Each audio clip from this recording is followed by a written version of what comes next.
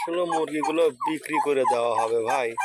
তার কারণ মানুষ একটা জিনিস ভালো হলো বল আশা করে, সে আশা যদি তার না হয় তাহলে সে জিনিস কখনো সে রাখে না। তার কারণ দেখা যায় প্রতি সপ্তাহে ডিম পাই আমি 40 টাকা 50 টাকা, 17টা মুরগি 4টা মোরগ, 40 টাকা 50 টাকা করে ডিম পাই।